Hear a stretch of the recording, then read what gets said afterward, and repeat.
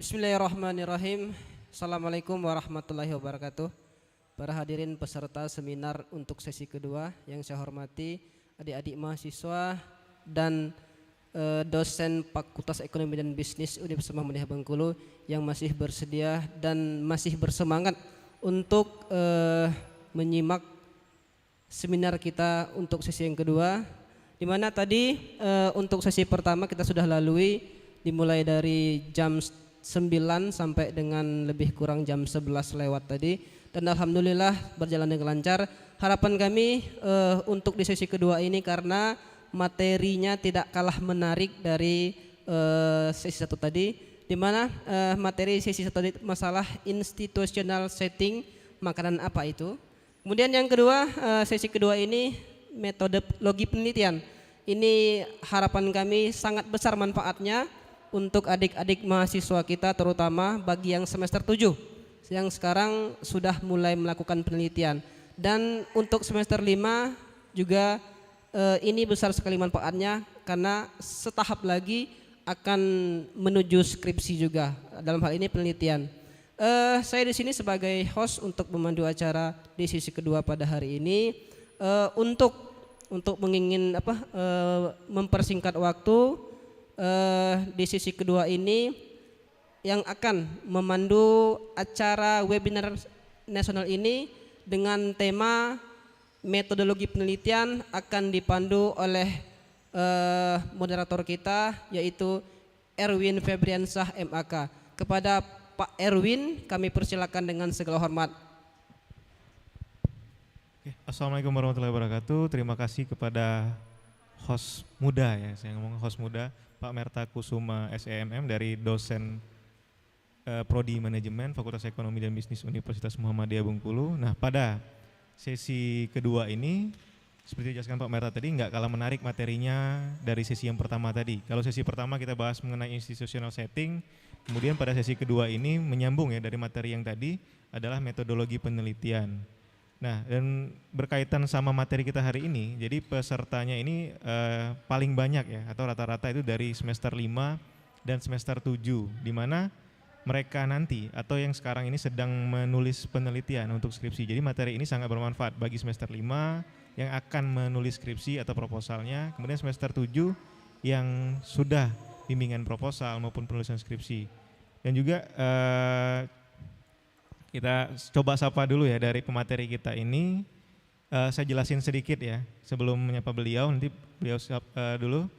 Nama beliau, nama lengkapnya Pak Andi Azhar. Beliau berprofesi sebagai dosen, ya, dosen pada Prodi Manajemen Fakultas Ekonomi dan Bisnis Universitas Muhammadiyah Bengkulu. Nah, saya baca sedikit mengenai CV-nya beliau. Beliau di sini adalah pernah melakukan publish paper itu sebanyak 11 paper published, kemudian book publishednya sebanyak 6. Kemudian latar belakang pendidikan, nah ini biar jadi motivasi buat adik-adik semuanya di sini. S1-nya adalah dari jurusan Hubungan Internasional Universitas Muhammadiyah Yogyakarta pada tahun 2012. Kemudian S2-nya langsung ke luar negeri ya, langsung ke luar negeri, yaitu di Asia University Taiwan, mengambil jurusan Master of Business Administration Marketing Studies. Kemudian sekarang sedang menjalani pendidikan S3 Philosophy of Doctor Marketing and Supply Chain Studies 2016 sampai sekarang di Asia University Taiwan. Jadi kalau kita bilang ini webinar nasional, sebenarnya enggak juga, karena pemateri kita juga dari luar negeri, jadi dari Taiwan. Jadi setengah-setengah lah, ada yang nasional, internasional mungkin ya. Nanti kita boleh sapa dulu Pak Andi Azhar, apakah sudah tersambung, tidak ada kendala lagi di sana? Halo Pak Erwin, Assalamualaikum. Waalaikumsalam warahmatullahi wabarakatuh. Pak Andi Azhar, bagaimana kabarnya? Alhamdulillah, baik Pak. Di sini Alhamdulillah. lagi sedang menuju musim dingin, suhu sudah turun 13 derajat, Iya. jadi cukup dingin di sini. Pak Andi Azhar, kalau boleh tahu kita di sana sekarang jam berapa ya? Maksudnya biar Di sini jam 2 lewat seperempat, kita hanya berbeda 1 jam. Kami di Taiwan sama dengan Bali atau waktu Indonesia Tengah. oh iya. Berarti saya kira agak jauh jarak beda waktunya sama dengan Bali ya Tidak. kurang lebih ya, Wita. Oke, nanti materi kita sampaikan dulu ya rundown acaranya ini kurang lebih nanti materi yang akan sampaikan ini mengenai metodologi penelitian, kemudian dari jam 13.15 sampai 14.00, kemudian dilanjutkan oleh dengan sesi tanya jawab kurang lebih 15 menit, kemudian nanti pada jam 15 sampai 15.10 itu ada penyerahan sertifikat kepada pembicara atau narasumber secara virtual serta foto bersama secara virtual. Nah, untuk kayaknya pesertanya juga nggak sabar lagi nih dengerin materinya. Kepada Pak Andi Azhar, saya persilahkan. Baik, terima kasih Pak Erwin. Bismillahirrahmanirrahim. Assalamualaikum warahmatullahi wabarakatuh. Waalaikumsalam warahmatullahi wabarakatuh. Alhamdulillahilladzi hadana li hada litahdiya wa ma linahtadiya laula an hadanallah. Asyhadu an la ilaha illallah wahdahu la syarikalah.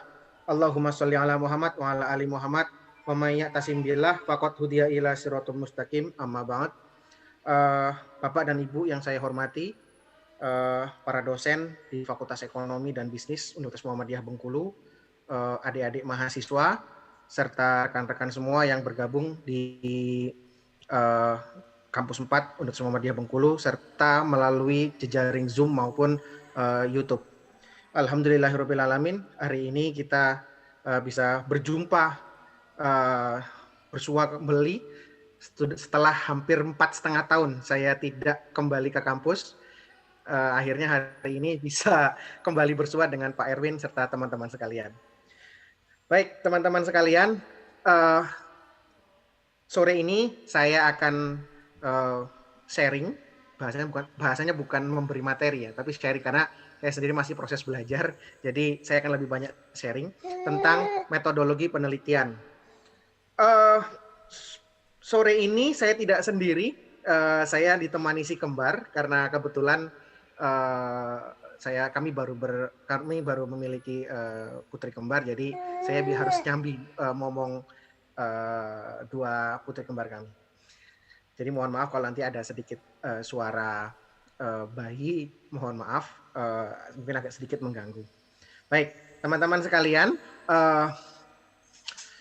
di sini saya akan berbicara mengenai metodologi penelitian untuk S1, S2, dan S3. Nah, S3, di mana letak perbedaannya? Oke, sebentar, saya share screen dulu. Oke.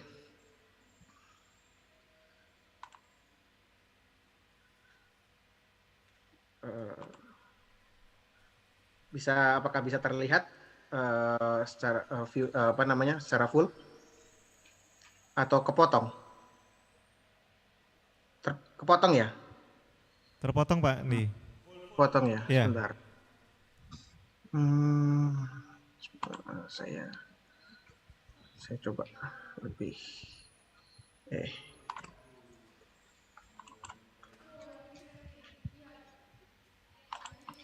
Oh iya, lagi di setting Pak Andi Azhar. Oh oke. Udah. Dibuka lagi Pak Andi Azhar. Oke.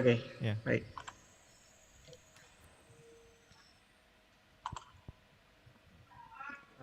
Sebentar.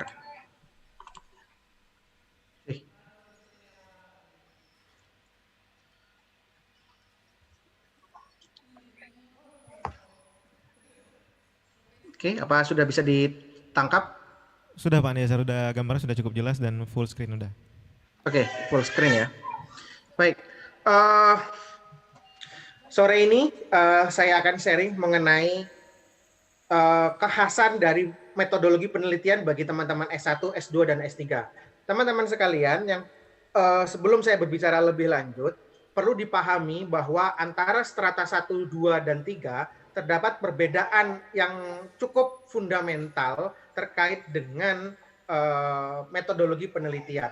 Jangan kemudian teman-teman, jangan kemudian kita menganggap bahwa S1, S2, dan S3 itu sama saja. Tidak. Ada perbedaan yang sangat fundamental yang itu menjadi semacam titik tolak dari memulai sebuah penelitian. Oke.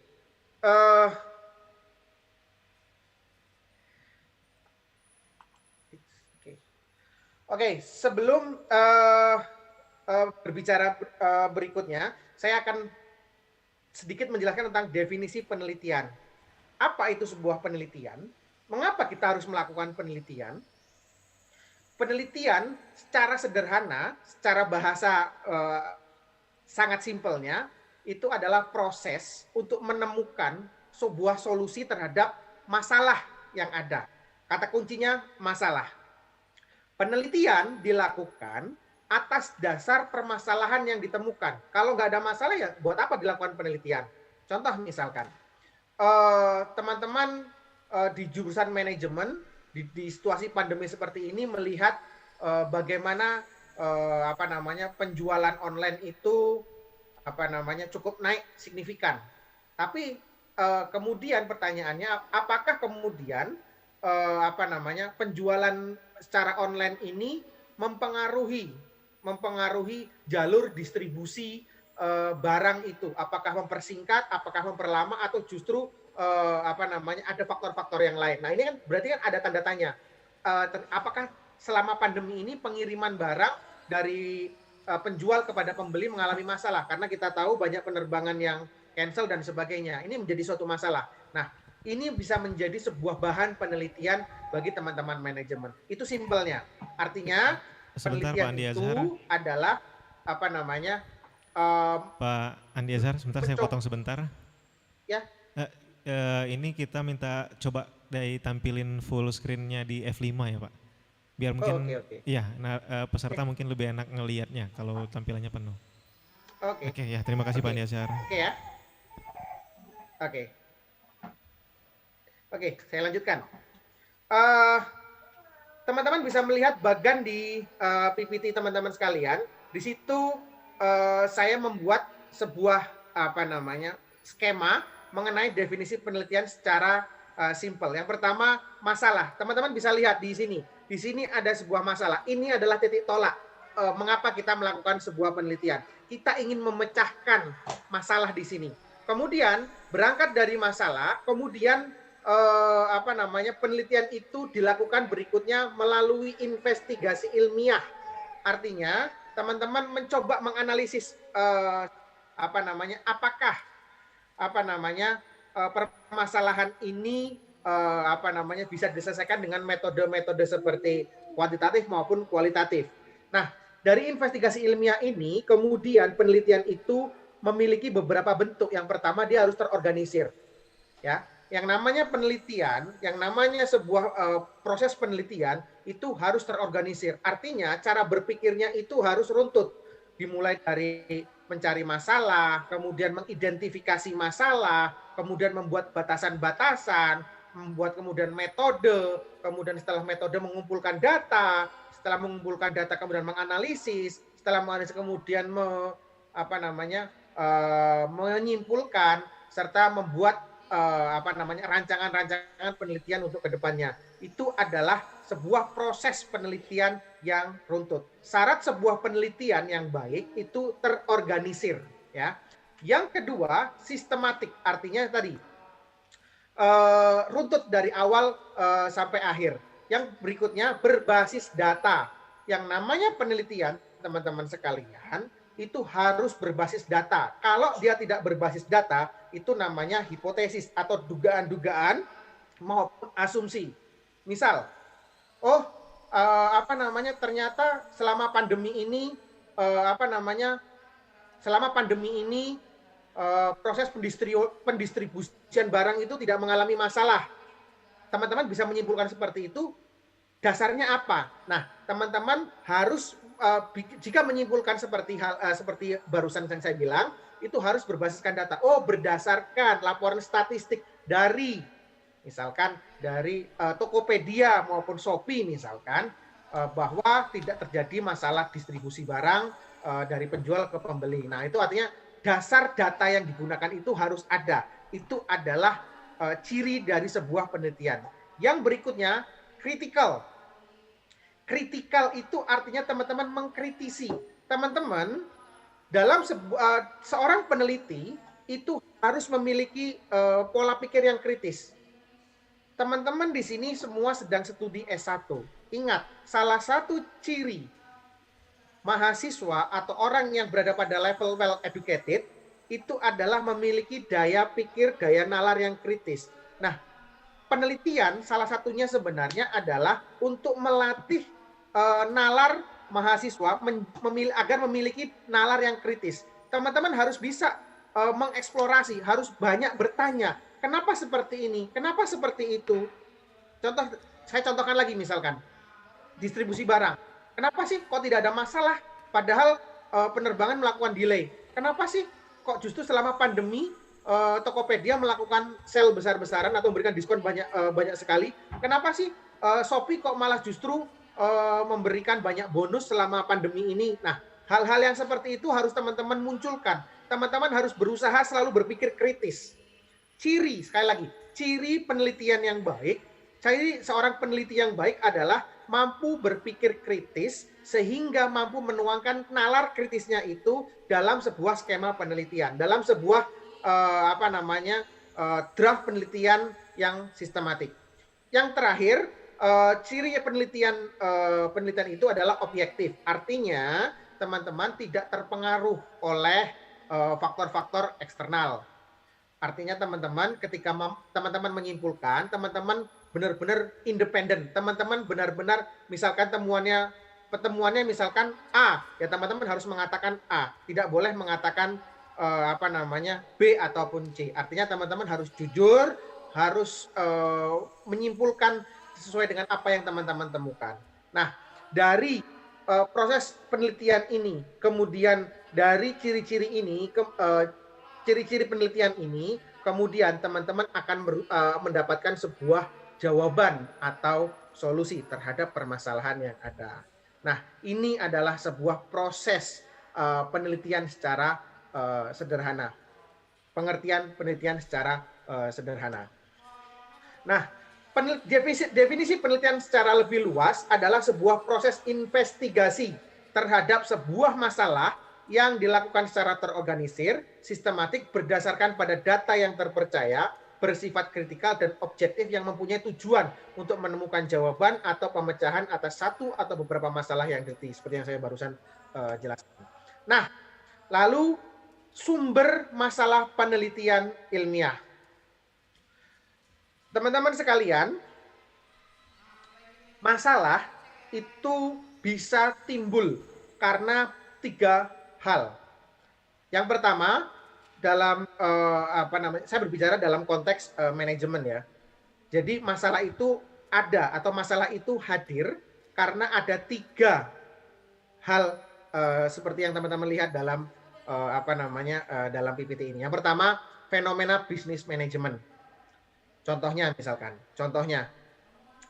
ketika pandemi saat ini, teman-teman bisa melihat bagaimana banyak penjual yang shifting dari penjualan offline menjadi penjualan online. Karena semua orang merasa takut untuk keluar rumah, berbelanja dan sebagainya, sehingga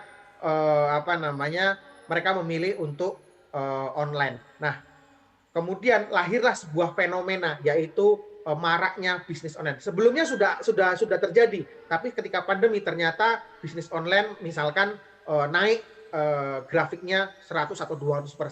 Nah, ini adalah sebuah fenomena shifting dari penjualan offline menjadi penjualan online.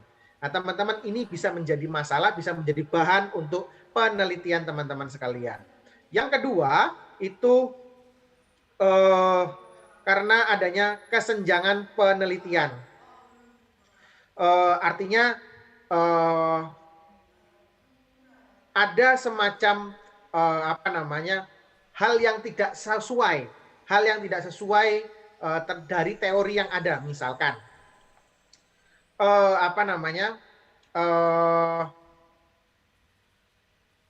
saya contohkan, misalkan kalau research gap itu misalkan begini. Seharusnya penjualan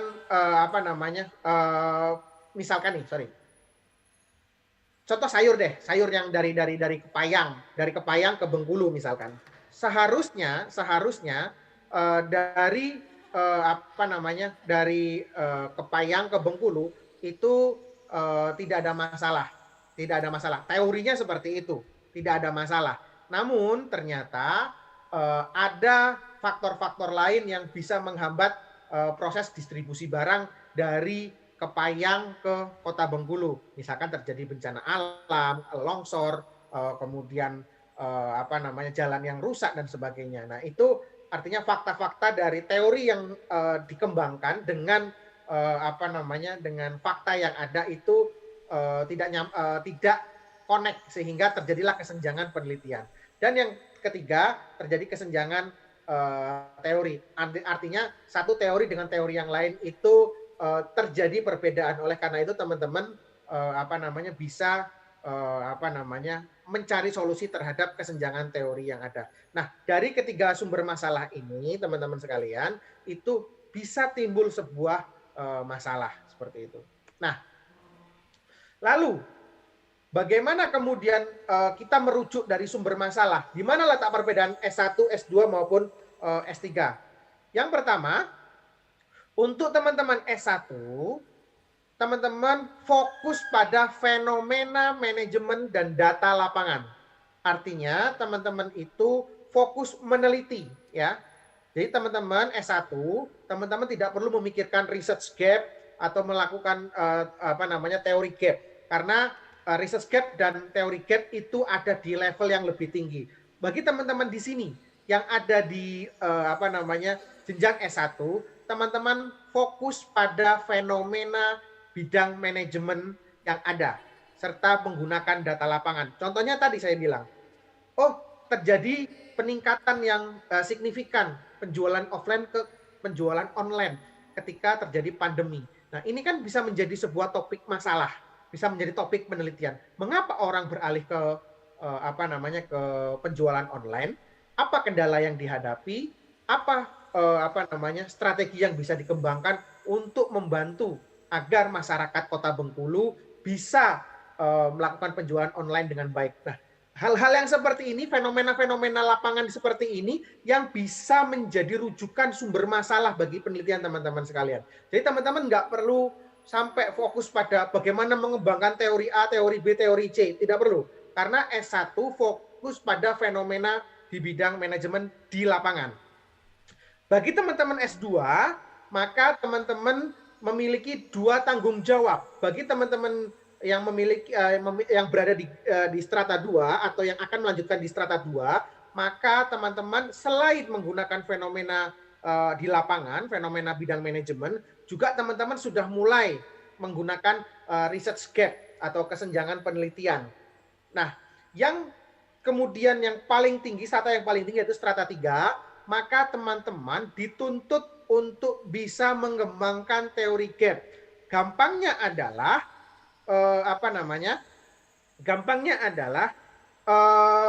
S1 itu menggunakan teori. Ya, S1 itu menggunakan teori untuk memecahkan suatu masalah. Jadi teman-teman cukup menggunakan teori. S2 itu menguji teori, ya. S2 itu menguji sebuah teori. Kemudian ya, untuk S3 itu menciptakan teori. Jadi kalau teman-teman yang berada di jenjang S3, maka mereka dituntut untuk membuat sebuah teori atau temuan-temuan baru yang itu bisa berkontribusi di bidang ilmu yang dia tekuni. Contoh misalkan, saya saat ini sedang fokus menyelesaikan disertasi saya tentang Sustainable Halal Food Supply Chain Management. Saya berusaha menciptakan sebuah teori baru bagaimana rantai pasokan makanan di industri halal di dunia agar bisa berkelanjutan atau sustainable sesuai dengan teorinya triple bottom line. Jika selama ini kita temukan misalkan, selama ini kita banyak menemukan teori-teori di bidang sustainability kaitannya dengan supply chain management, sehingga kalau teman-teman baca di paper lebih banyak mereka berbicara sustainable supply chain management. Tapi teman-teman, kita belum pernah menemukan yang namanya sustainable halal food supply chain management. Saya berusaha untuk fokus lebih runcing lagi bagaimana saya ingin mendesain sebuah teori tentang sustainabilitas, tentang keberlanjutan tentang rantai pasokan makanan di industri makanan halal. Karena saat ini industri makanan halal cukup berkembang pesat di berbagai negara, sehingga ini diperlukan sebuah teori yang segera bisa diaplikasikan di dunia di dunia bisnis industri makanan halal seperti itu. Nah, itu adalah sebagai sebuah contoh bagaimana Strata 3 menciptakan sebuah teori baru agar menyelesaikan masalah teori gap. Nah, sekali lagi, bagi teman-teman S1, teman-teman fokus pada fenomena bidang manajemen atau bidang akuntansi, jika di sini ada yang jurusan akuntansi. Nah, teman-teman sekalian,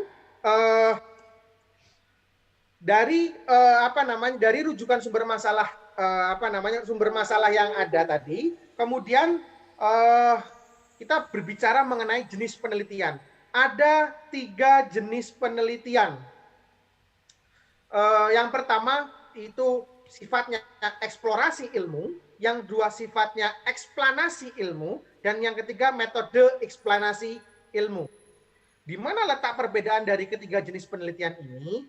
Jika eksplorasi ilmu, mengeksplorasi, kemudian basisnya adalah dia basic research, artinya dia riset yang paling mendasar, dan yang kedua adalah applied research atau riset terapan, penelitian terapan. Jadi penelitian dasar dan penelitian terapan itu adalah jenis penelitian eksplorasi ilmu. Nah, bagaimana dengan eksplanasi ilmu? Eksplanasi ilmu itu sifatnya causal research dan non-causal comparative research. Kita akan berbicara ini lebih lanjut berikutnya.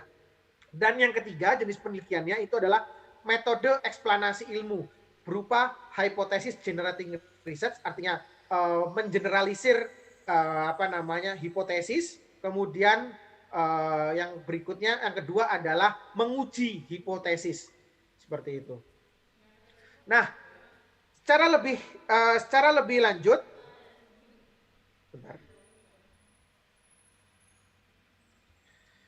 secara lebih lanjut, jenis penelitian itu ada 2. Yang pertama itu penelitian kausalitas, yaitu penelitian dengan mencari penjelasan dalam bentuk hubungan sebab akibat antar beberapa konsep atau variabel atau strategi. Biasanya kalau penelitian kausalitas ini banyak dipakai oleh teman-teman di bidang manajemen. Contoh misalkan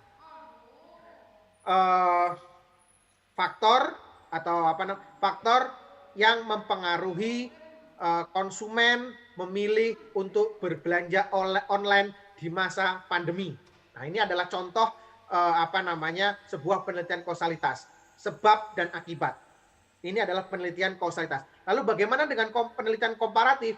Yaitu penelitian dengan melakukan perbandingan antara beberapa situasi sehingga didapatkan dugaan penyebab perbedaan situasi. Contohnya misalkan, kalau tadi faktor yang menyebabkan konsumen berpindah atau lebih memilih berbelanja online dibanding berbelanja offline di masa pandemi, maka kalau penelitian komparatif itu membandingkan misalkan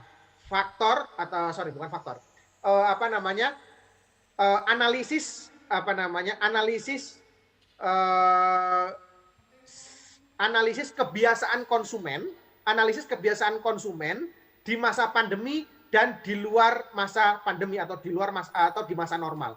Ini adalah contoh dari penelitian komparatif. Jadi teman-teman, kalau penelitian komparatif itu membandingkan 2 hal yang sama tapi situasinya berbeda. Pandemi dan non pandemi. Faktornya apa yang diteliti? Faktor kebiasaan konsumen atau consumer behavior. Kalau penelitian kausalitas, sebab akibat, ada sebab, ada akibat, ada pandemi pindah ke online. Nah, teman-teman ini bisa peneliti. Nah, untuk anak S1 bisa memilih salah satunya, bisa kausalitas, bisa komparatif. Jadi kalau teman-teman nanti menulis skripsi, silahkan teman-teman bisa konsultasikan dengan dosen pembimbing mau memilih jenis penelitian seperti apa, kausalitas atau komparatif. Dua-duanya itu menyelesaikan masalah, dua-duanya berkontribusi terhadap ilmu pengetahuan. Jadi tidak ada yang lebih baik, semuanya baik, tergantung bagaimana metode yang teman-teman pakai. Artinya nanti datanya seperti apa, bagaimana analisnya itu Itu yang akan membuat atau mempengaruhi penelitian teman-teman akan menjadi baik atau tidak. Tapi jika dilihat dari jenis penelitian, dua-duanya adalah baik. Nah, lalu bagaimana kita kemudian berbicara mengenai masalah hipotesis? Teman-teman sekalian, yang namanya penelitian, terutama penelitian kuantitatif, tadi di sesi pertama teman-teman sudah dijelaskan mengapa kita memerlukan hipotesis, terutama di bidang penelitian kuantitatif. Maka saya tidak perlu mengulang lagi. Maka di sini saya berbicara mengenai tingkat kebaharuan hipotesis. Ini adalah hipotesis saya. Ini adalah contoh cara kita membuat hipotesis, ya. Cara membuat hipotesis yang ada. Ini hipotesis, teman-teman. Teman-teman lihat, ini hipotesis. Maka dalam membuat sebuah hipotesis ada dua pandangan, ada dua level. Yang pertama, teman-teman, di sini hipotesis yang benar-benar baru. Artinya teman-teman membuat hipotesis baru. Yang kedua, itu adalah hipotesis lama dengan cara pandang dimensi baru. Saya ambil contoh. Saya beralih deh. Saya nggak akan penjualan online. Saya lebih simpel lagi contohnya. Misalkan,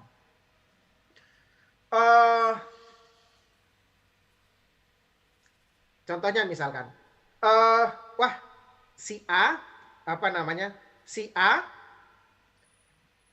yang tadinya IPK-nya selalu 4,0 tiba-tiba menjadi 3,2 misalkan. Ini masalah ini. Fenomena yang ada misalkan. Nah, sebagai seorang peneliti, jika teman-teman mau membuat sebuah hipotesis yang benar-benar baru, teman-teman bisa menduga ini karena pasti dia malas-malasan belajar. Ini dia pasti karena malas-malasan belajar. Itu yang kedua. Yang pertama, kalau hipotesis yang benar-benar baru, saya ketukar. Kalau hipotesis yang benar-benar baru, dia nilainya turun jadi 3,1, itu karena dia ada permasalahan keluarga. Karena yang berkembang biasanya kan kalau orang IPK-nya turun karena malas-malasan. Biasanya seperti itu. Itu yang berkembang. Menjadi rahasia publik seperti itu. Nah, kalau hipotesisnya mau benar-benar baru, teman-teman bisa menduga, dia IPK-nya turun karena dia memiliki masalah keluarga sehingga IPK-nya turun. Ini adalah hipotesis yang benar-benar baru. Lalu, kalau mau hipotesis lama dengan cara pandang baru dan dimensi baru, dia itu malas-malasan. Oke, ini adalah cara pandang lama, hipotesis lama. Setiap orang yang turun IPK-nya biasanya karena malas. Tapi bagaimana dengan cara pandang yang baru? Dia malas-malasan karena dia memiliki pacar 3 misalkan, sehingga tidak punya waktu untuk belajar. Nah, ini adalah contoh bagaimana kita membuat hipotesis terhadap seseorang dengan cara pandang dengan hipotesis lama, tapi cara pandang yang baru dan dimensi yang baru. Sekali lagi, saya ulangi lagi. Cara membuat hipotesis adalah membuat hipotesis yang benar-benar baru atau membuat hipotesis lama dengan cara pandang dan dimensi yang baru. Saya contohkan lagi, sekali lagi biar nggak bingung. Ini ada seseorang, sebut saja si A. Si A biasanya IPK-nya selalu tinggi 4,0, tiba-tiba IPK-nya menjadi 3,1. Masalah, kenapa dia turun? Kalau membuat hipotesis yang benar-benar baru, dia turun IPK-nya karena ada masalah keluarga, sehingga menjadi beban pikiran, dia akhirnya IPK-nya turun. Itu hipotesis yang baru. Hipotesis lama, orang yang IPK-nya turun biasanya karena malas. Maka hipotesis saya, dia IPK-nya turun karena malas, dia malas karena memiliki pacar 3 orang. Hipotesis lama, dimensinya baru, punya pacar 3. Nah, ini adalah sebuah contoh dari pembuatan hipotesis yang sederhana, saya contohkan. Nah, dari dua hipotesis ini, dari hipotesis ini kemudian muncullah sebuah model yang baru seperti itu. Dari hipotesis, kemudian teman-teman buktikan, teman-teman investigasi apa benar dugaan yang saya buat, teman-teman lakukan cross check dan sebagainya, data, kemudian analisis, keluarlah yang namanya akhirnya kesimpulan. Kesimpulan inilah menjadi sebuah model baru. Oh, ternyata dia IPK-nya turun karena dia sibuk berorganisasi sehingga dia tidak sempat atau tidak ikut beberapa ujian mata kuliah. Nah, ini adalah sebuah model yang baru. Itu logika sederhana untuk memahami tingkat kebaharuan hipotesis. Kemudian, bagaimana proses penelitian? Ada beberapa proses dari penelitian itu. Yang pertama adalah membidik masalah. Artinya teman-teman mengcapture masalah, melihat masalah. Seperti yang saya bilang tadi. Oh, di fenomena pandemi seperti saat ini, ada banyak sekali fenomena-fenomena yang terjadi. Teman-teman mau fokus di mana? Konsumenkah, penjualkah, atau masalah sistemnya kah? Banyak sekali. Teman-teman harus fokus pada satu titik. Oh, teman-teman harus pikir, oh saya ingin membahas masalah consumer behavior atau kebiasaan konsumen, kebiasaan pelanggan. Teman-teman fokus di sana. Cari masalah yang terjadi di penjualan, proses penjualan selama pandemi, apa yang menjadi masalah di sana. Nah, ini artinya membidik sebuah masalah. Teman-teman fokus, jangan terlalu luas. Teman-teman sekalian, yang namanya penelitian itu tidak boleh terlalu luas. Dia harus spesifik pada satu masalah yang ada. Karena apa? Jika terlalu luas, maka teman-teman akan kesulitan dalam membuat batasan-batasan. Dalam membuat analisis serta kesimpulan. Karena terlalu luas skopnya. Oleh karena itu, teman-teman sekalian, dalam membidik masalah, teman-teman harus clear. Permasalahannya di mana? Yang kedua, proses penelitian itu adalah merumuskan masalah penelitian.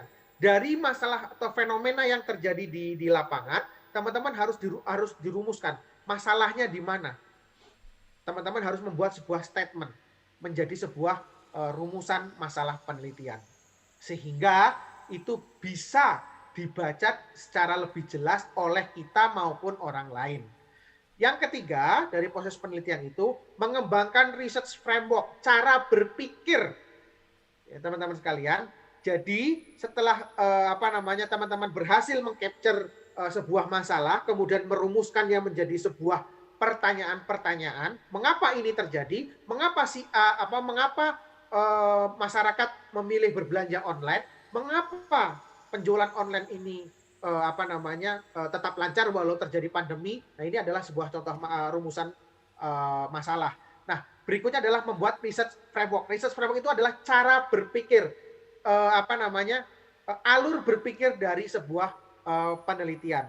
Misalkan saya ingin membuat memecahkan masalah tentang consumer behavior. Oh, saya berarti menggunakan metodologi kuantitatif, variabel dependent, variabel tengah, kemudian variabel independent. Ini adalah contoh sederhana dari sebuah research framework. Yang berikutnya, proses berikutnya adalah mengumpulkan data empiris. Artinya teman-teman setelah membuat sebuah research framework atau logika berpikir dari sebuah penelitian, teman-teman harus mengumpulkan data. Ini penting, yang perlu digarisbawahi. Data.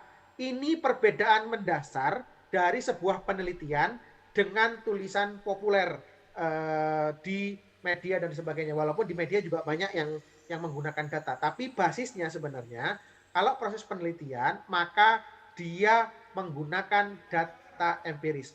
Sehingga sebuah penelitian itu bisa dipertanggungjawabkan secara akademis. Kenapa? Ya teman-teman kalau mau berbicara sekarang harus ada dasarnya dong. Nggak bisa asal jeplak gitu bahasanya. Contoh misalkan. Bengkulu tingkat kemiskinannya bertambah 20% selama pandemi COVID-19. Itu pernyataan teman-teman. Kesimpulan teman-teman melihat fenomena yang ada. Lantas pertanyaannya, datanya dari mana? Kalau teman-teman tidak bisa menyebutkan data, itu berarti bukan sebuah kesimpulan dari penelitian. Kenapa? Karena teman-teman tidak mencantumkan. Mengapa teman-teman bisa menyimpulkan Bengkulu terjadi kenaikan kemiskinan 20%? Kalau teman-teman bisa menyajikan sebuah data, maka statement yang teman-teman katakan itu merupakan bagian dari sebuah penelitian. Oleh karena itu, penting dalam sebuah penelitian itu menghadirkan dan mengumpulkan data empiris. Apa itu data empiris? Data faktual, bukan data ngarang-ngarang. Data faktual yang ada di lapangan, baik itu data menggunakan sumber primer maupun sumber yang sekunder. Sumber primer itu contohnya teman-teman mengumpulkan kuesioner kepada masyarakat. Artinya teman-teman mendapatkan data utama, data langsung dari si pelakunya. Kalau data sekunder, maka artinya teman-teman tinggal menganalisis data dari pihak ketiga. Contohnya misalkan teman-teman menggunakan data dari BPS dan sebagainya. Nah, yang berikutnya, proses penelitian yang berikutnya adalah pengelolaan dan analisis data empiris. Nah, setelah teman-teman mendapatkan data, teman-teman olah data tersebut dan analisa menggunakan tools-tools, menggunakan alat-alat uji yang ada. Bisa menggunakan alat uji komputer, menggunakan SPSS, EMOS, kemudian dan alat uji yang lainnya seperti SAS dan sebagainya. Sehingga data itu bukan data mentah. Data dari penelitian itu harus diolah, tidak bisa disajikan mentah-mentah. Kalau misalkan teman-teman mendapatkan data, misalkan dari hasil kuesioner, teman-teman tidak bisa menghadirkan, ini loh Pak datanya. Loh, datanya ada 400. Saya bingung membacanya. Oleh karena itu, perlu yang namanya mengelola data dan menganalisanya sehingga lebih enak untuk dibaca dan diinterpretasikan. Nah, yang berikutnya proses penelitian itu adalah pengujian pertanyaan penelitian atau hipotesis. Dari kemudian proses pengelolaan dan analisis data, teman-teman nantinya mendapatkan sebuah kesimpulan. Nah, dari kesimpulan itu teman-teman bisa uji hipotesis yang tadi di awal. Apakah hipotesis saya ini sesuai dengan temuan saya atau tidak sesuai dengan temuan yang ada? Nah, teman-teman mencoba mengkomparasi, mencoba membenturkan antara hipotesis dengan temuan yang ada. Apakah hipotesis saya terbukti atau justru kebalikannya? Dan yang terakhir itu adalah menyimpulkan dari temuan penelitian. Dari setelah teman-teman membenturkan antara hipotesis dengan temuan penelitian, teman-teman mencoba kemudian tarik sebuah kesimpulan. Oh, ternyata hipotesis saya 1, 2 benar, tapi hipotesis saya yang ketiga tidak terbukti. Atau misalkan, oh ternyata tiga-tiganya hipotesis saya terbukti. Oh, atau hipotesis saya tidak ada yang terbukti. Nah, itu adalah sebuah kesimpulan dari sebuah penelitian. Nah, teman-teman sekalian, dari proses penelitian kita beranjak kepada roadmap, peta jalan untuk proses sebuah penelitian di bidang manajemen. Yang pertama, teman-teman, tadi kita sudah berbicara tentang fenomena bisnis, research gap, dan teori gap. Ini adalah 3 sumber masalah. 3 sumber masalah yang bisa dijadikan fondasi, yang bisa menjadikan titik tolak untuk kita melakukan sebuah penelitian. Ingat, teman-teman, kalau bagi yang teman-teman mahasiswa S1, cukup fokus di fenomena bisnis. Jangan di research gap maupun teori gap, karena ini biasanya terlalu tinggi. Ini hanya research gap untuk S2, teori gap untuk S3.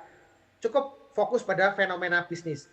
Dari masalah, kemudian teman-teman rumuskan menjadi latar belakang. Ya, menjadi latar belakang. Apa yang mendasari? Apa yang mendasari teman-teman mengambil tema tersebut menjadi topik dari sebuah penelitian. Yang kedua, teman-teman rumuskan menjadi sebuah rumusan masalah penelitian. Jadi setelah teman-teman berbicara tentang latar belakang, berbicara kemudian berikutnya adalah tentang masalah, rumusan masalah. Nah, berikutnya dari rumusan masalah ini keluarlah yang namanya judul, ya, keluar namanya judul tesis atau skripsi. Seperti itu teman-teman sekalian. Nah, dari sini kemudian dari rumusan ini biasanya kita akan beranjak kepada, dari rumusan masalah ini, teman-teman, kita beranjak kepada telaah pustaka. Artinya, teman-teman sekalian, karena kita berada pada ranah akademis, maka sudah seyogyanya kita menggunakan telaah pustaka atau referensi pustaka. Sehingga teman-teman ketika kita membicarakan suatu permasalahan yang ada, fenomena bisnis yang ada, teman-teman cari dasar teorinya, mencoba mencari dukungan teori-teori dari penelitian-penelitian sebelumnya. Di sini kita berada, telaah pustaka, teman-teman sekalian. Nah, dari telaah pustaka ini, teman-teman sekalian, ini kita nggak usah ke atas nih. Biasanya untuk S3 biasanya kita akan lebih kepada grand theoretical model. Kita berbicara masalah tentang bagaimana mendesain sebuah teori. Untuk teman-teman S1, dia fokusnya ke bawah. Itu membuat dari telaah pustaka, teman-teman membuat hipotesis, ya, menjadi membuat sebuah pertanyaan praduga dari permasalahan yang ada. Nah, dari hipotesis teman-teman kemudian membuat sebuah model penelitian, research framework yang tadi, logika berpikir dari sebuah penelitian. Nah, dari sini teman-teman sekalian, kemudian kita beralih ke data. Dari setelah menentukan research framework-nya, teman-teman mengumpulkan data dan menginterpretasi data. Setelah itu, teman-teman sekalian, kita melakukan uji empiris, melakukan uji menggunakan tools yang ada untuk menguji data, menginterpretasikan data menjadi sebuah kesimpulan yang bisa dibaca dan diterjemahkan secara sederhana. Kemudian dari uji empiris kemudian ringkasan, setelah ringkasan kemudian membuat sebuah laporan atau kesimpulan. Ini adalah peta jalan atau roadmap dari sebuah proses penelitian di bidang manajemen. Walaupun di sini dikatakan bidang manajemen, sebenarnya kurang lebih kalau di bidang-bidang yang lain juga prosesnya kurang lebih sama seperti ini. Oleh karena itu, teman-teman harus mulai paham bagaimana step-step memulai dari bagaimana menentukan masalah, menentukan latar belakang, bagaimana membuat rumusan masalah, kemudian telaah pustaka, membuat hipotesis, lalu membuat sebuah model penelitian atau research framework, kemudian bagaimana mengumpulkan dan mengolah data, lalu mengujinya dan menginterpretasikannya sehingga menjadi sebuah kesimpulan. Nah, yang berikutnya adalah tentang temuan dari penelitian.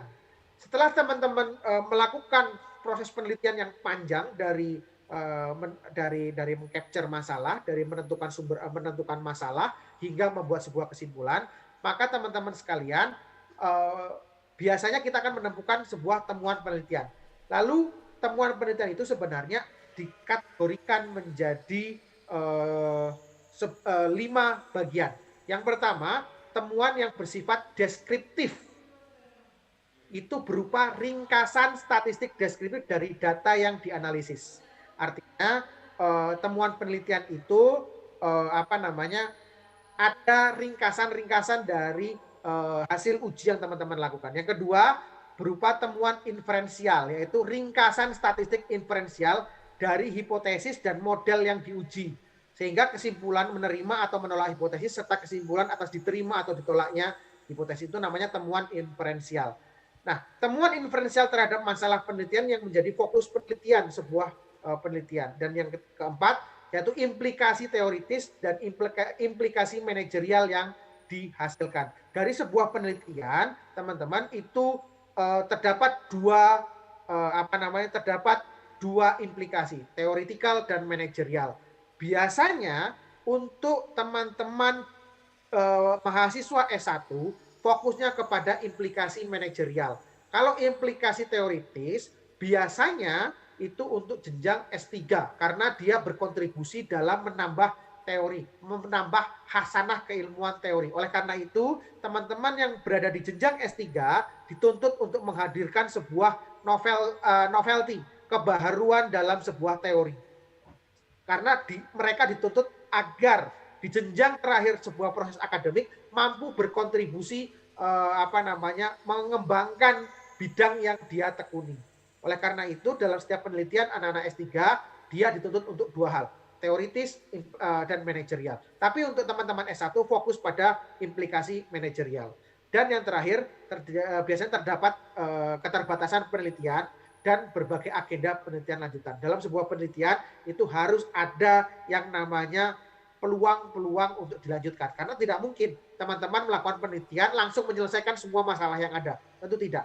Tentu terjadi PR-PR yang tentu tidak bisa diselesaikan oleh teman-teman. Sehingga dalam penelitian itu perlu dibuat konklusi yang menyebutkan peluang untuk dilanjutkan oleh peneliti yang lain.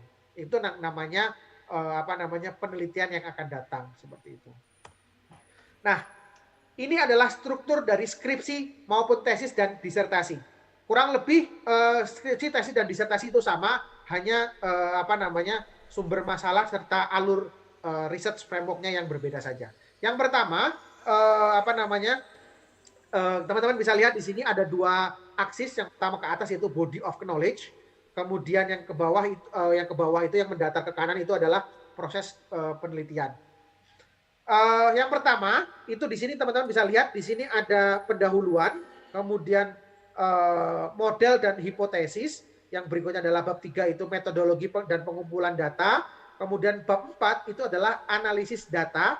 Dan yang kelima, bab 5 adalah kontribusi terhadap ilmu dan praktek. Nah, saya jelaskan tentang terkait dengan aksis ini. Teman-teman sekalian, ini kalau teman-teman lihat, kalau dia ke atas, itu artinya kontribusi atau terhadap ilmu pengetahuan itu tinggi. Semakin dia ke atas, semakin dia di atas, maka peluang atau kontribusi terhadap ilmu bidang ilmu itu semakin tinggi. Namun kalau dia ke kanan, maka dia itu fokus pada proses penelitian, tapi secara keilmuan dia sama seperti itu. Teman-teman bisa lihat di sini. Di bab pendahuluan, teman-teman sekalian, dia tidak terlalu di bawah. Dia di tengah-tengah seperti ini. Kenapa? Karena di tengah-tengah ini, di pendahuluan, itu teman-teman adalah di bab ini teman-teman menceritakan fenomena yang terjadi, menceritakan masalah yang terjadi. Di sini teman-teman menghadirkan sebuah wacana baru, sebuah wacana penelitian yang baru di sini. Tapi itu kan berdasarkan perspektif teman-teman, belum teruji. Oleh karena itu dia berada di tengah-tengah. Nah, yang kedua, di bab kedua, model dan hipotesis. Di sini tingkatannya lebih tinggi lagi. Tingkatan dia terhadap body of knowledge dia lebih tinggi. Kenapa? Karena di model dan hipotesis, teman-teman sekalian, itu dibuat biasanya itu berdasarkan teori-teori yang ada. Jadi teman-teman kalau membuat sebuah model research framework, membuat sebuah hipotesis, tentu tidak bisa membuat hipotesis asal-asalan. Mengapa? Karena salah satu ciri penelitian yang baik adalah ia mampu meminimalisir tertolaknya hipotesis. Ini perlu digarisbawahi. Sebuah penelitian yang baik, salah satunya cirinya adalah ia mampu merumuskan hipotesis yang baik sehingga mampu meminimalisir tertolaknya hipotesis di kesimpulan. Ya, sehingga dalam membuat model dan hipotesis diperlukan supply teori agar model dan hipotesis itu sesuai dengan ranah akademik yang ada. Sehingga di sini dia berada di posisi yang atas, di kontribusi terhadap ilmu pengetahuan dia tinggi posisinya. Nah, yang berikutnya di bab ketiga, dia metodologi dan pengumpulan data. Ini kenapa dia di bawah? Karena ini jamak dilakukan. Teman-teman tidak membuat sendiri. Teman-teman justru menggunakan metode dan pengumpulan dari penelitian sebelumnya. Sehingga di sini sudah jamak dilakukan oleh peneliti yang lain. Nah, yang berikutnya di analisis data itu sama. Artinya teman-teman menginterpretasikan ini adalah sebuah proses. Semakin ke kanan menjadi semakin sebuah proses. Dari metodologi dan analisis ini adalah proses. Teman-teman menganalisis juga sama menggunakan tools yang ada. Dan setelah itu teman-teman menarik sebuah kesimpulan di bab kelima. Inilah titik puncak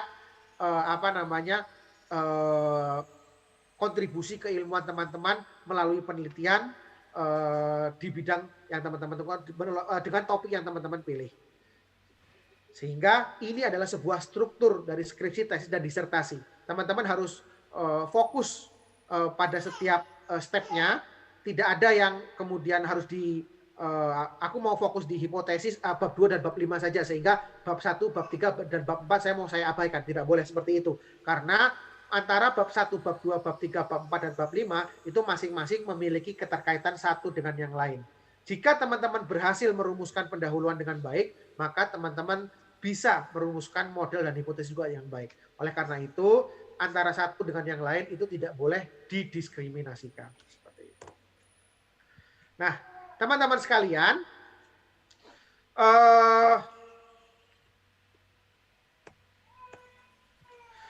nah ini adalah struktur dasar dari bab 1. Kita bicara langsung ke langsung babnya. Di bab 1, teman-teman sekalian, teman-teman itu berbicaranya di bab 1 itu seperti piramida terbalik. Apa itu piramida terbalik?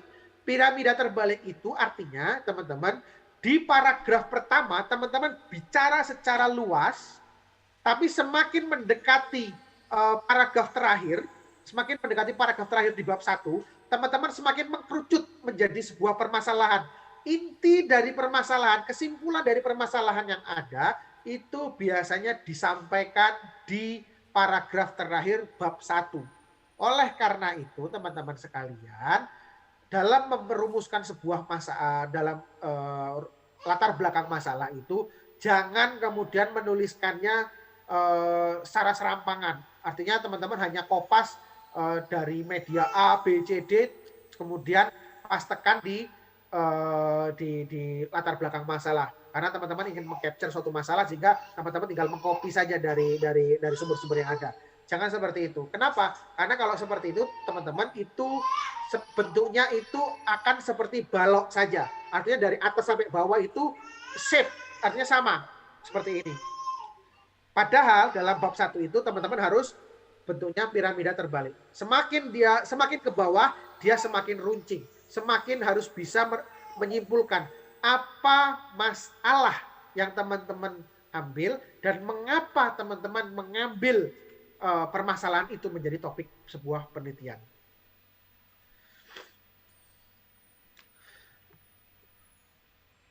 Ini struktur dasar dari bab 1. Yang pertama itu adalah telaah pustaka, termasuk adalah paran disiplin, dan yang berikutnya adalah research problem, masalah penelitian. Biasanya disajikan dalam bab 1, bab 1, 2, atau bab 1.3. Jadi biasanya kalau di bab 1 itu kan ada banyak subbab ya. Biasanya kalau research problem itu ada di 1.2 maupun 1.3. Nah, dalam research problem itu perlu distatementkan. Dalam bab 1 perlu teman-teman batasi. Di wilayah mana permasalahan itu dibahas dalam penelitian teman-teman. Tidak bisa teman-teman mengatakan misalkan secara luas. Misalkan saya ingin meneliti tentang kepuasan konsumen. Saya ingin meneliti sebuah kepuasan konsumen Tokopedia. Saya ingin meneliti tentang kepuasan konsumen dari marketplace online misalkan. Marketplace online. Padahal marketplace online itu kan luas sekali, banyak sekali. Di Indonesia saja marketplace itu ada lebih dari 10 kalau saya tidak salah. Jadi teman-teman harus batasi. Kenapa? Agar tidak terlalu luas dan tidak terlalu panjang pembahasannya. Karena kalau semua teman-teman bahas, tentu setiap marketplace punya permasalahan sendiri-sendiri. Tokopedia pasti punya permasalahan sendiri. Shopee pasti punya permasalahan sendiri.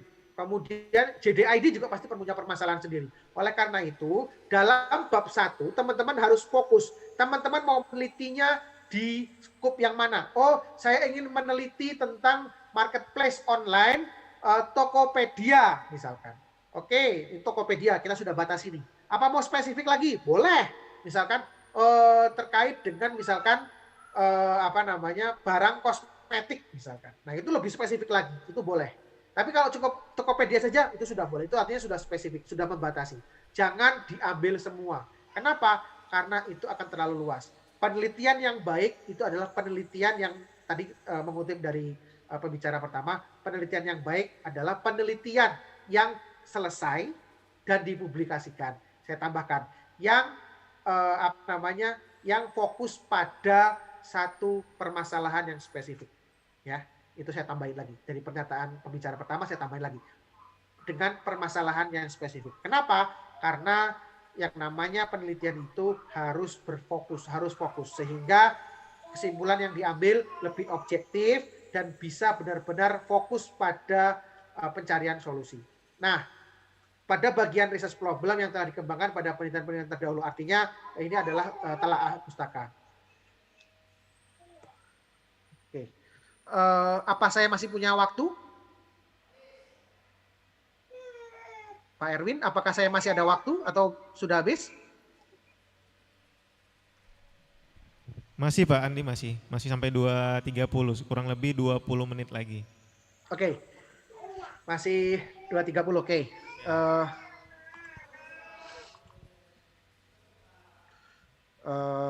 Sebentar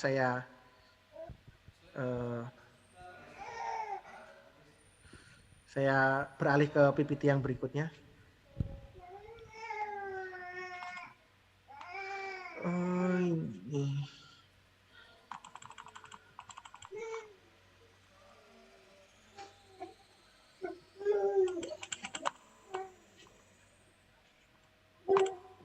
Sebentar.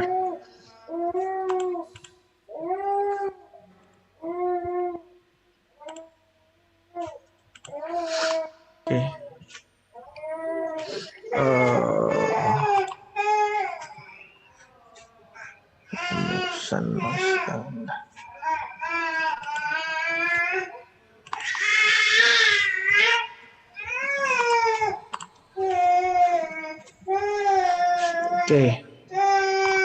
Oke. Yang berikutnya.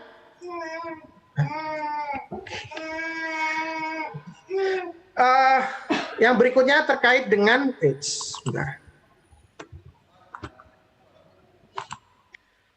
bab 2. Tadi sudah bab 1, sekarang kita beralih kepada bab 2, yaitu perumusan masalah bidang penelitian. Bagaimana kita merumuskan masalah? Nah, ada beberapa pertanyaan yang jamak ditemukan oleh teman-teman peneliti, terutama teman-teman peneliti pemula, yaitu bagaimana menggali masalah. Lalu bagaimana kemudian rumusan masalah penelitian itu? Bagaimana merancang pemecahan masalah penelitian? Bagaimana atau mengembangkan model sebuah penelitian? Dan bagaimana menyiapkan bab 1. Ini adalah sebuah roadmap masalah penelitian. Yang pertama, teman-teman, seperti yang kita sudah sampaikan tadi di awal, untuk teman-teman S1 fokus di fenomena bisnis, kalau S2, S3 itu research gap dan teori gap. Nah, dari sini kemudian kita latar belakang masalah, kemudian rumusan masalah dan rumusan masalah penelitian. Ini tadi sudah kita bahas. Research gap saya akan lewati. Nah, saya fokus kepada literatur, bagaimana membuat sebuah telaah pustaka. Teman-teman sekalian, dalam membuat sebuah telaah pustaka, ini biasanya di bab kedua, teman-teman harus menghadirkan narasi-narasi yang sudah, atau kesimpulan-kesimpulan penelitian yang sudah dipublikasikan oleh peneliti sebelumnya melalui buku ilmiah maupun melalui jurnal-jurnal. Teman-teman sekalian, ada beberapa level di sini. Teman-teman bisa lihat di sini, ada 6 level dari literatur yang kami buat di sini. Level 1 itu berupa buku pelajaran atau textbook.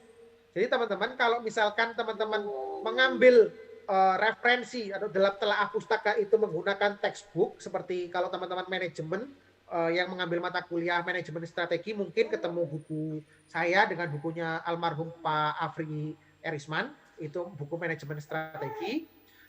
Itu sebenarnya kalau teman-teman mengutip buku tersebut, maka sebenarnya teman-teman masih berada di level 1. Artinya itu level 1 sebuah literatur. Mengambil sebuah beberapa hal dari textbook yang ada. Nah, level keduanya itu adalah laporan penelitian yang tidak dipublikasikan. Oke. Yang kedua itu adalah laporan penelitian yang tidak dipublikasikan. Ini biasanya berupa project biasanya ya. Kalau laporan penelitian yang tidak dipublikasikan ini adalah laporan penelitian secara ilmiah ini bisa dipertanggungjawabkan secara akademis, namun dia tidak dipublikasikan dalam jurnal, proceeding maupun hal-hal yang lainnya. Nah, yang ketiga, level ketiga itu berupa proceeding, temu ilmiah, itu biasanya di konferensi-konferensi. Teman-teman sekalian, proceeding biasanya itu lebih sederhana dibanding jurnal. Dan biasanya permasalahan yang dibahas dalam proceeding itu biasanya masalah yang tidak terlalu berat dan tidak terlalu strategis. Oleh karena itu, di sini proceeding sebuah temu ilmiah atau konferensi internasional atau konferensi nasional, dia berada pada level ketiga. Lalu di level keempat itu berupa scientific reading. Biasanya kalau scientific reading ini biasanya berupa editorial dari sebuah jurnal ilmiah. Dia bukan hasil penelitian, tapi berupa editorial. Kalau teman-teman pernah atau sering mengunjungi database atau website seperti Science Direct, itu mereka rutin mengeluarkan yang namanya editorial artikel. Artinya itu artikel yang dibuat oleh tim editor untuk memicu, untuk menjelaskan menjelaskan tentang fenomena-fenomena yang bisa dilakukan penelitian oleh para peneliti dan dipublish di jurnal tersebut. Itu namanya scientific reading. Dan yang level kelima, teman-teman sekalian, itu tesis dan disertasi.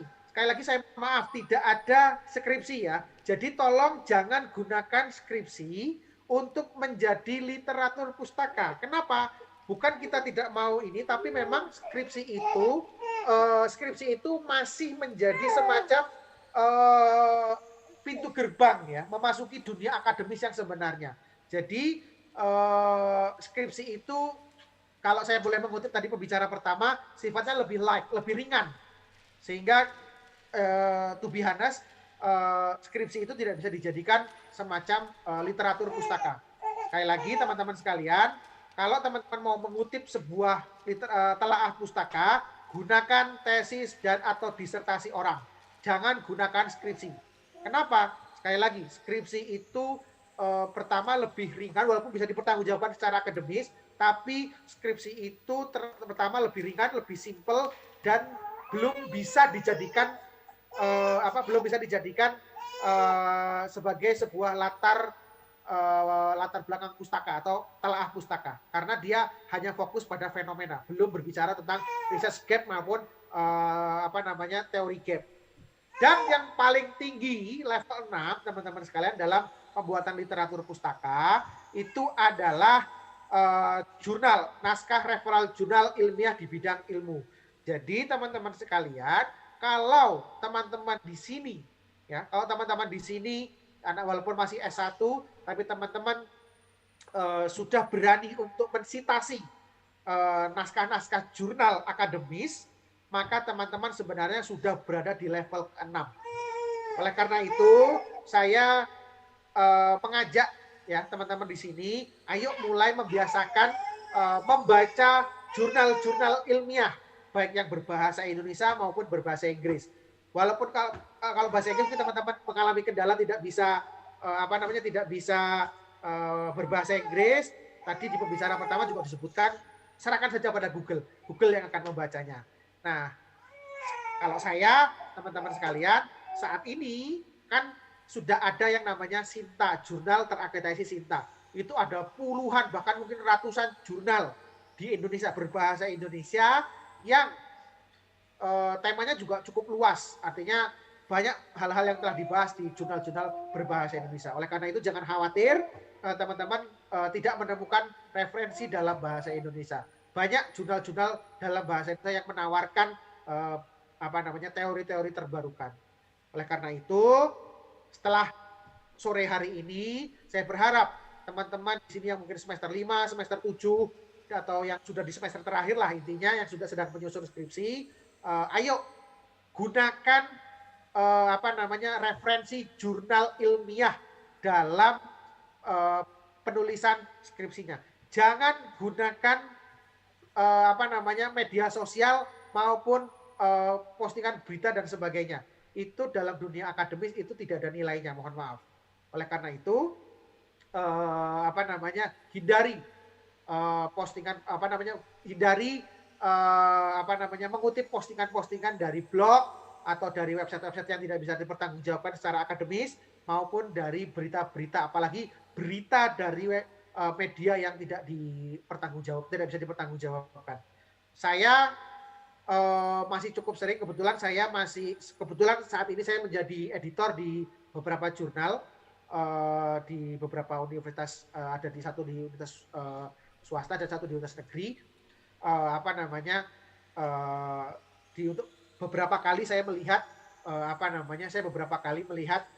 ketika saya mereview jurnal itu masih ada yang mengutip dari misalkan Wikipedia. Ya mohon maaf, Wikipedia itu bukan website untuk disitasi, teman-teman sekalian. Saya menyarankan teman-teman sekalian mulai belajar tentang bagaimana mengakses jurnal-jurnal nasional maupun jurnal internasional. Paling simpelnya teman-teman sekalian, buka saja Google Scholar, ya. Google Scholar, google.scholar.co.id. Ini adalah Google basis data akademik miliknya Google. Cuma memang ini tidak bisa menjadi basis data yang utama karena data yang di Google Scholar itu nyampur antara jurnal, antara skripsi, antara tesis, disertasi, bahkan yang dari blog saja kemungkinan bisa masuk dalam Google Scholar. Tapi setidaknya itu bisa menjadi media untuk melatih teman-teman dalam mencari dan membaca jurnal-jurnal ilmiah. Dari sekarang teman-teman sekalian, kalau memang sempat, luangkan waktu sebanyak setengah jam sampai 1 jam per hari untuk membaca satu jurnal. Berbahasa Indonesia tidak apa-apa, untuk memperkaya wawasan teman-teman. Kalau hari ini teman-teman lebih banyak menghabiskan waktu untuk Facebookan, Instagram, chatting, WhatsApp, dan sebagainya, yuk luangkan waktu 30 menit sampai 60 menit saja sehari untuk membaca jurnal dan berlatih mencari jurnal-jurnal yang bagus. Insya Allah itu bisa melatih dan memperkaya wawasan teman-teman dalam melakukan penelitian. Oke. Nah, lalu saya lanjutkan lagi. Lalu bagaimana membuat sebuah batasan dalam masalah penelitian? Dalam membuat masalah penelitian, batasannya itu sebenarnya sederhana. Hanya menggunakan kata tanya. Apa, siapa, di mana, bila mana, mengapa, dan bagaimana. Ini adalah pertanyaan atau kalimat tanya yang digunakan untuk membuat batasan masalah penelitian. Jika teman-teman bisa membuat pertanyaan menggunakan ini, maka teman-teman sudah membuat batasan-batasan secara tidak langsung terhadap penelitian teman-teman. Misalkan kembali lagi contohnya yang paling mudah, penjualan online. Sebentar. Aduh.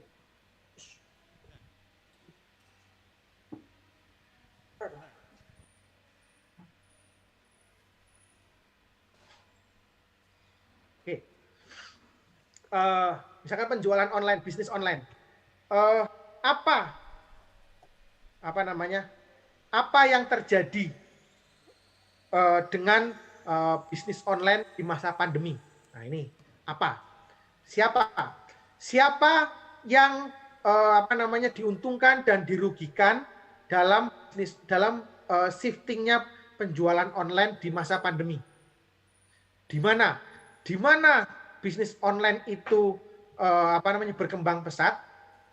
Bila mana itu bahasa Indonesia bila mana itu lebih ke bila mana itu lebih ke bagaimanakah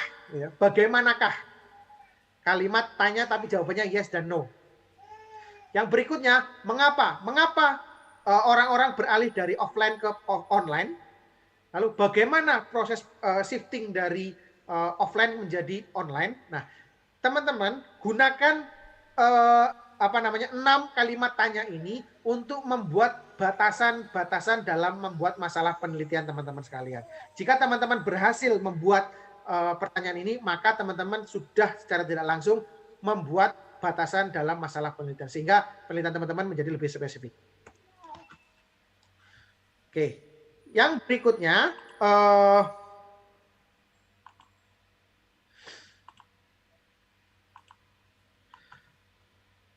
kita berbicara mengenai tentang pengembangan model.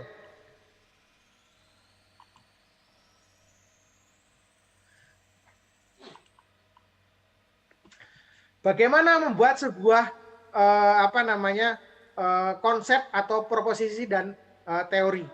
Dalam membuat sebuah teori, teman-teman sekalian, ini mungkin untuk teman-teman S3 ya, untuk teman-teman S3. Dalam membuat sebuah teori, maka teman-teman diperlukan 3 step. Yang pertama konsep, yang kedua proposisi, dan teori. Nah, teman-teman sekalian, di sini ada aksis ke atas X dan Y.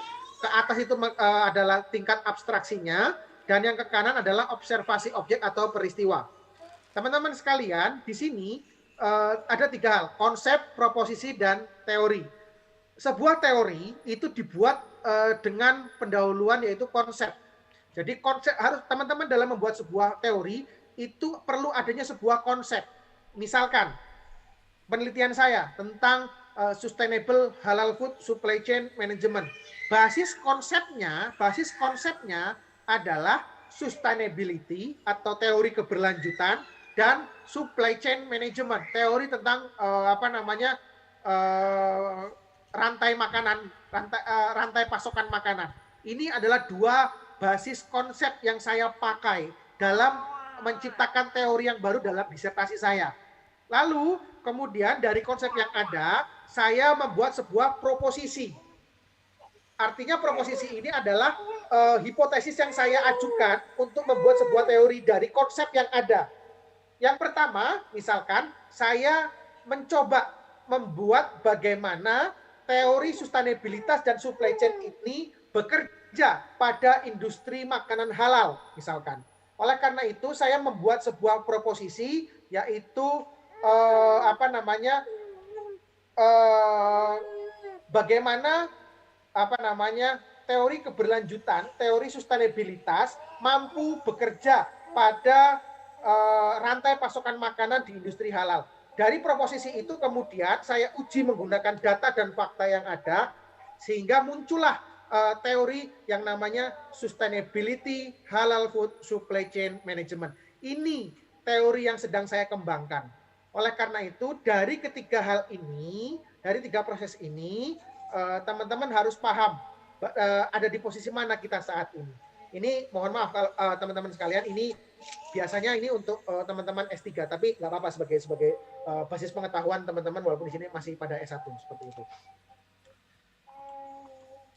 Ini contohnya derajat sebuah abstraksi. Mohon maaf Pak Andi Azhar, waktu untuk penyampaian materinya atau sharing materinya mungkin sudah habis. Kita masuk ke sesi berikutnya ini, yaitu sesi tanya jawab. Saya close dulu ya, artinya saya akhiri dulu materi ini. Oke, jadi teman-teman sekalian, dari pemaparan apa yang saya paparkan dari sharing saya siang hari ini, ada beberapa kesimpulan yang perlu teman-teman garis bawahi. Yang pertama itu adalah bahwa proses meneliti itu harus melalui proses yang sistematis, objektif, dan kritis. Seperti yang saya ciri-ciri penelitian yang saya sebutkan di awal tadi. Kemudian yang kedua, teman-teman sekalian, jangan menganggap penelitian itu susah. Jangan menganggap penelitian itu susah, tapi coba setting pikiran teman-teman bahwa penelitian itu adalah media teman-teman untuk melatih diri teman-teman agar teman-teman memiliki karakter sebagai seorang akademis atau masyarakat akademis. Mengapa? Masyarakat yang akademis itu adalah masyarakat yang tidak mudah dibodohi dan ditipu oleh masyarakat. Teman-teman akan menjadi kritis, teman-teman akan menjadi objektif melihat suatu masalah, tidak mudah termakan oleh hasutan dan sebagainya. Karena teman-teman dilatih untuk berpikir kritis, dilatih untuk selalu berpikir dalam kaidah-kaidah akademis, serta mampu memberikan solusi terhadap permasalahan yang ada. Mungkin itu sedikit yang bisa saya sampaikan dalam pemaparan ini. Nanti lebih lanjut mungkin kita lebih kepada proses tanya jawab. Demikian yang bisa saya sampaikan. Terima kasih. Saya kembalikan kepada Pak Erwin. Oke, terima kasih kepada Pak Andi Azhar atas materinya hari ini. Kita memasuki sesi tanya jawab ya. Sesi tanya jawab ini kurang lebih 15 menit. Ini saya persilakan dulu kepada peserta untuk mengajukan pertanyaan melalui room chat yang ada di Zoom.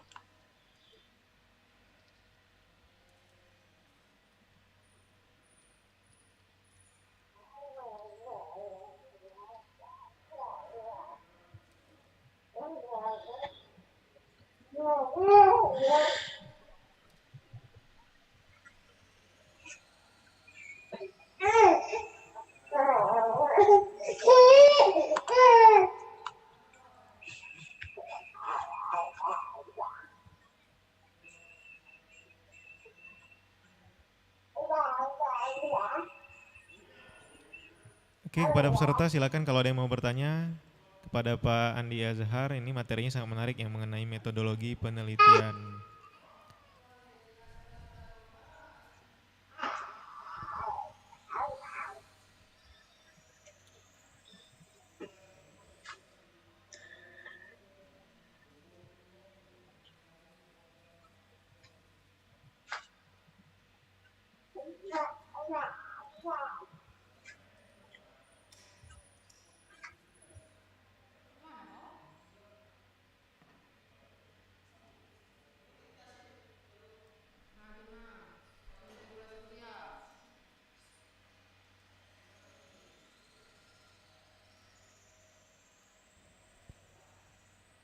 Oke ya, ini ada dari di chat saya baca dulu, ada dari Yogi ya. Yogi Prasetya dari semester 7 ingin bertanya apa yang dimaksud dengan dummy variabel Pak katanya. Apa yang dimaksud dengan dummy variabel? Oke, silakan Pak Andi Azhar, silakan dijawab.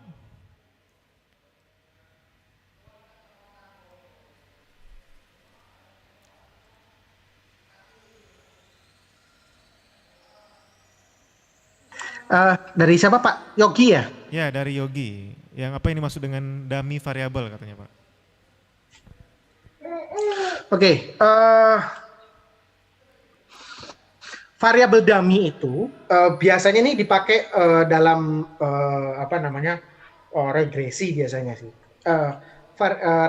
Dummy variabel itu adalah variabel yang digunakan untuk mengkuantitatifkan variabel yang bersifat kualitatif.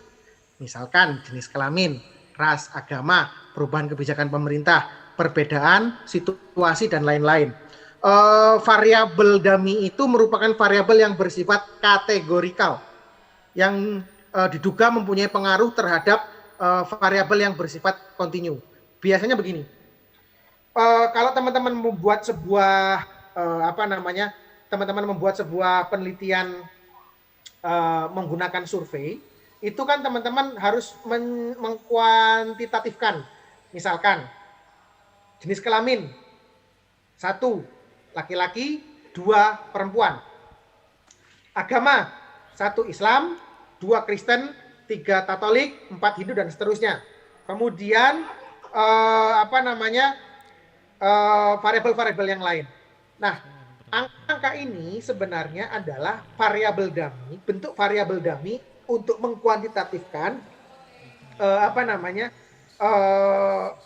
variabel-variabel kualitatif, ya, ras, misalkan agama, jenis kelamin, dan sebagainya, itu kan tidak bisa dideskripsikan menggunakan angka. Jenis kelamin, ya laki-laki dan perempuan. Tapi kalau kemudian kita masukkan laki-laki dan perempuan, tulisan laki-laki dan perempuan, kalau kita mainkan regresi menggunakan metode kuantitatif, maka itu tidak bisa di-running. Karena biasanya kalau metode kuantitatif dia menggunakan tools yang hanya mampu membaca berupa angka. Oleh karena itu kita harus mengangkakan variabel-variabel kualitatif tersebut menjadi angka. Jadi kita merubah dari variabel kualitatif dari sesuatu yang kualitatif yang bisa dijelaskan laki-laki perempuan menjadi angka. Kita merubahnya menjadi simbol angka seperti itu. Itu adalah variabel dummy seperti itu. Oke ya, terima kasih Pak Andi Azhar. Berikutnya ya saya bacakan pertanyaan berikutnya. Ini ada dari Gita Karlina dari mahasiswa Universitas Muhammadiyah Bengkulu semester 5. Jadi dia bertanya gini Pak, bagaimana cara kita dapat menentukan uji statistik yang tepat dalam penelitian kita nantinya? Bagaimana? Sorry? Cara menentukan uji statistik yang tepat. Maksudnya mungkin uji statistiknya menggunakan apa nanti bagusnya seperti itu dalam penelitiannya. Ya. Uji statistiknya. Nah itu tergantung dengan permasalahan atau topik teman-teman topik yang teman-teman gunakan. Misalkan teman-teman hanya meneliti tentang beberapa variabel saja, maka teman-teman bisa cukup menggunakan misalkan regresi, kemudian menggunakan uji reliabilitas, validitas, dan sebagainya. Artinya sekali lagi bagaimana membuat uji statistik yang baik itu tergantung ya. Kalau itu tergantung dari topik yang teman-teman pilih dan variabel-variabel yang digunakan. Jika variabel teman-teman itu semakin kompleks, tentu uji statistiknya akan menjadi semakin kompleks. Misalkan saya misalkan nih S2 saya, waktu saya S2 saya menggunakan 2 alat uji. Yang pertama itu saya menggunakan SPSS, yang kedua saya menggunakan 3. Waktu saya S2 tesis saya menggunakan 3. Yang pertama itu SPSS, yang kedua itu saya menggunakan SIM-EMOS, dan yang ketiga saya menggunakan alat uji untuk mediating variable. Jadi saya menggunakan 3 alat uji statistik. Nah, kemudian di disertasi saya sekarang saya menggunakan alat uji yang berbeda, itu seperti AHP dicampur dengan metode yang sebentar, saya lupa malahan.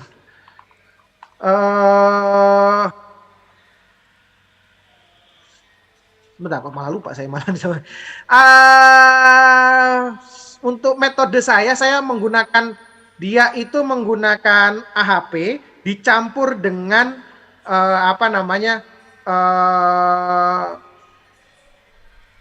metode yang dia itu decision making decision making process. Ya, saya lupa. Decision making process. Jadi saya menggunakan 2 alat tools. Sehingga saya nggak bisa mengatakan bahwa S2 saya lebih bagus karena lebih banyak dibanding saya S3. Tentu tidak, karena tingkat kerumitannya berbeda. Setiap penelitian memiliki tingkat kerumitan yang berbeda sehingga menghasilkan sehingga membutuhkan alat uji statistik yang berbeda juga. Oleh karena itu, jawaban saya tergantung pada topik dan variabel yang digunakan dalam penelitian. Itu yang menentukan uji statistik apa yang teman-teman bisa gunakan seperti itu. Oke, jadi saya ambil kesimpulan, jadi tergantung dari topik dari penelitian kita ya Pak. Betul. Oke, ini pertanyaan ketiga karena masih ada waktu juga. Saya sampaikan dulu nih dari Riana katanya itu. Jadi ada satu pertanyaan yang muncul dalam penelitian itu dalam menentukan ditolak atau diterimanya hipotesis, mungkin masuk kepada hasil ya Pak. Jadi pertanyaannya itu, haruskah seorang peneliti mengulang kembali uji tesnya jika hipotesis yang diajukan itu diterima atau tidak sesuai dengan apa yang digambarkan dalam kerangka berpikir? Maksudnya kalau hipotesisnya ditolak, apakah mesti dites lagi, lakukan uji kembali atau bagaimana? Mungkin itu Pak. Silakan Pak Andi Azhar. Nah, oke. Pertanyaan yang menarik. Jadi begini, tidak semua hipotesis itu harus diterima. Tidak semua hipotesis itu harus diterima. Kenapa? Karena yang namanya hipotesis itu praduga. Walaupun dalam membuat sebuah praduga atau hipotesis, kita sudah berdasarkan kaidah-kaidah akademik. Tapi kita tidak bisa menjamin bahwa hipotesis kita akan sesuai dengan hasilnya. Kenapa? Akan ada banyak faktor. Misal bahwa kepuasan konsumen, misalkan nih, kepuasan konsumen itu akan berkorelasi positif terhadap loyalitas. Itu teorinya, itu hipotesisnya, bahwa jika konsumen puas, maka dia akan loyal. Nah, tapi misalkan kalau teman-teman melakukan penelitian di suatu toko di Bengkulu, ternyata puas itu tidak menjamin orang loyal. Sehingga hipotesis teman-teman tertolak. Lalu apakah teman-teman harus mengulang lagi? Tidak. Yang namanya penelitian itu tidak semuanya harus sesuai dengan hipotesis. Nah, tapi jika hipotesis itu tertolak, teman-teman harus bisa menjelaskan mengapa dia tertolak. Teman-teman harus mencari alasannya, mengapa dia tertolak. Oh, misalkan, untuk masyarakat Bengkulu yang berbelanja di toko A, ternyata kepuasan itu tidak berkorelasi terhadap loyalitas. Mengapa? Karena di kota Bengkulu, toko-toko yang lain juga banyak yang menjual barang diskon. Sehingga masyarakat Bengkulu bisa memilih di mana saja. Yang justru membuat orang loyal itu adalah karena misalkan ketepatan waktu misalkan dan sebagainya. Nah, ini adalah salah satu contoh. Oh, kepuasan konsumen tidak menjamin. Mengapa orang tidak harus puas? Oh, ternyata orang Bengkulu itu lebih mengutamakan pelayanan yang ramah sehingga orang menjadi loyal dibanding hanya sekedar puas saja, seperti itu. Oke, terima kasih Pak Andi Azhar. Satu lagi ya, ini pertanyaan terakhir karena waktunya sekitar kurang lebih 3 menit lagi. Dari Priska Aprilita dari Prodi Manajemen. Izin bertanya, bagaimana cara membuat atau menentukan masalah yang tepat untuk sebuah penelitian? Mungkin ini untuk yang baru akan buat proposal, mungkin kebingungan dalam menentukan masalahnya. Oke, silakan Pak Andi Azhar. Oke. Jadi begini, bagi teman-teman yang ingin baru mau membuat proposal, saya sarankan teman-teman itu mencoba mengamati keadaan sekitar. Pertama, banyaklah membaca jurnal. Dari membaca jurnal, teman-teman akan lebih banyak perspektif. Ya, bacalah jurnal manajemen 4-5 tahun belakang. Jangan baca jurnal di atas 5 tahun. Karena tentu konteksnya akan sangat berbeda. Apalagi di masa pandemi. Ini akan sangat berbeda sekali.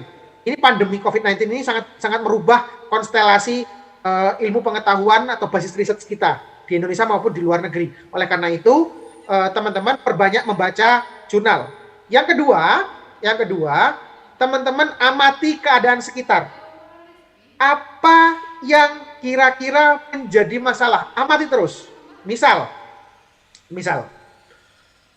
kenapa sih kok harga cabai itu selalu naik ketika musim hujan? Misalkan. Atau kenapa sih harga cabai itu selalu naik menjelang Hari Raya Idul Adha? Oh, ini kan berarti kan menjadi ada masalah. Kenapa harga cabai di luar Hari Raya murah, sekilonya 10.000, tapi ketika mendekati Idul Fitri itu naik bisa jadi 40.000 sekilo. Ini berarti kan ada masalah. Nah ini teman-teman capture. Oh ini masalahnya. Pelajari, cari referensinya, tarik. Oh ini ada gap nih. Berarti ketika mendekati Idul Fitri ternyata ada permainan harga dari penjual maupun distributor. Misalkan seperti itu. Nah oleh karena itu untuk capture masalah teman-teman tidak perlu sampai berpikir sangat jauh, sangat luas, karena berpikir jauh dan luas belum tentu menjamin teman-teman akan mendapatkan masalah yang real terjadi di lapangan, melihat fenomena yang terjadi di lapangan. Oleh karena itu, lihatlah keadaan sekitar teman-teman sekalian. Ada banyak sekali yang bisa teman-teman olah menjadi masalah-masalah penelitian. Tinggal bagaimana teman-teman melihat menggunakan perspektif akademis. Caranya banyaklah membaca jurnal seperti itu, Pak.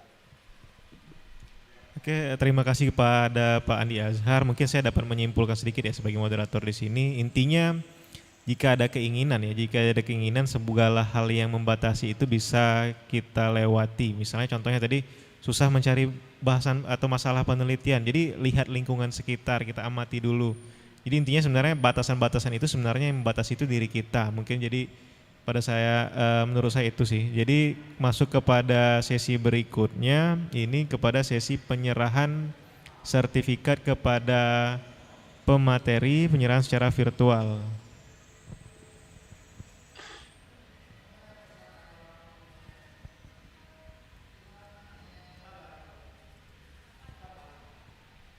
Oke, terima kasih. Oke, terima kasih kepada Pak Andi Azhar dan juga kepada seluruh peserta ya. Jadi kita harapkan di sini bukan awal dan maupun bukan akhir dari webinar ini ya. Mungkin kita akan membuat webinar series, jadi ada webinar-webinar berikutnya yang mungkin nanti kita akan cari topiknya yang benar-benar bermanfaat bagi mahasiswa dan bagi lingkungan sivitas akademika terutama di Universitas Muhammadiyah Bengkulu. Kepada Pak Andi Azhar kami ucapkan banyak terima kasih. Wassalamualaikum warahmatullahi wabarakatuh. Waalaikumsalam warahmatullahi wabarakatuh. Oke, saya kembalikan kepada host Pak Merta Kusuma. Terima kasih. Oke, baiklah para peserta seminar nasional pada sore hari ini tadi telah kita dengarkan secara bersama-sama pemaparan materi dari Pak Andi Azhar. Beliau ini jauh-jauh dari Taiwan. Materinya sangat bermanfaat sekali untuk kita semua, terutama untuk adik-adik mahasiswa semester 5 dan semester 7 yang sekarang ini mungkin lagi membuat proposal ataupun penelitian skripsi. Harapan kami dari pihak panitia dan dari Fakultas Ekonomi dan Bisnis UMB akan ada seminar-seminar yang akan datang yang lebih bermanfaat lagi untuk kebaikan kita semuanya. Saya sebagai host pada hari ini ingin mengucapkan banyak-banyak terima kasih terutama kepada narasumber kita, baik yang pertama Pak Iman dan yang kedua itu Pak Andi. Terima kasih banyak. Mudah-mudahan kita akan sharing-sharing lagi di waktu yang akan datang. Kemudian kami juga berterima kasih kepada Fakultas Ekonomi yang telah mendukung kami dalam acara ini sampai dengan detik ini. Mudah-mudahan acara ini akan ada sesi-sesi berikutnya dan didukung dengan penuh segala kemampuannya. Kemudian kami terima kasih kepada tim Humas yang telah memfasilitasi kami sehingga acara ini bisa berjalan dengan lancar. Kemudian kami berterima kasih kepada seluruh peserta, baik adik-adik mahasiswa ataupun dosen Bapak Ibu dosen yang telah menyempatkan diri untuk hadir dan menyimak materi kita dari pagi tadi sampai dengan hari ini. Terakhir kami dari seluruh panitia, baik yang terlibat langsung ataupun di balik layar, mengucapkan terima kasih banyak-banyak dan kami mohon maaf sekali lagi kalau ada salah-salah. Kepada Allah kami mohon ampun. Akhirnya untuk seminar hari ini kita tutup dengan sama-sama membacakan Alhamdulillahirabbil alamin. Saya sebagai host untuk di sesi kedua ini mengucap terima kasih. Assalamualaikum warahmatullahi wabarakatuh. Sampai ketemu di next yang akan datang.